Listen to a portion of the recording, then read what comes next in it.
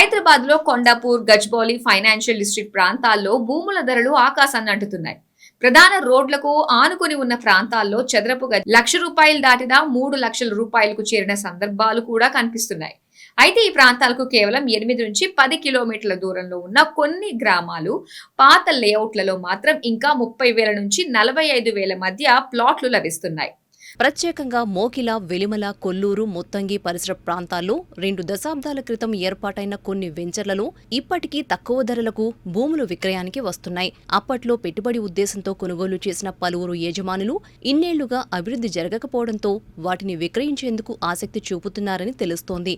వాస్తవానికి outer ring road, IT corridor విస్తరణ, విద్యా సంస్థలు, ప్రైవేట్ టౌన్షిప్లు రావడంతో ఈ ప్రాంతాలపై డిమాండ్ పెరుగుతోంది.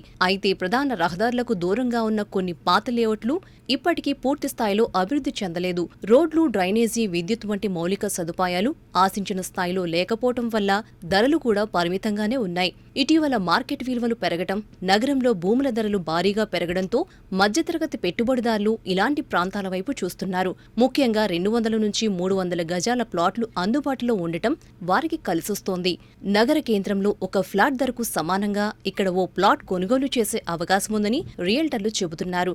అయితే తక్కువ ధర చూసి వెంటనే నిర్ణయం తీసుకోవటం కంటే లేఅవుట్ అనుమతులు, యాజమాన్య పత్రాలు, రోడ్ కనెక్టివిటీ, భవిష్యత్ అభివృద్ధి అవకాశాలను పరిశీలించడం అవసరం. సరైన స్థలాన్ని ఎంపిక చేసుకుంటే రాబోయే సంవత్సరాల్లో ఈ ప్రాంతాల్లో మంచి రాబడిని అందించే అవకాశముందని మార్కెట్ వర్గాలు అంచనా వేస్తున్నాయి.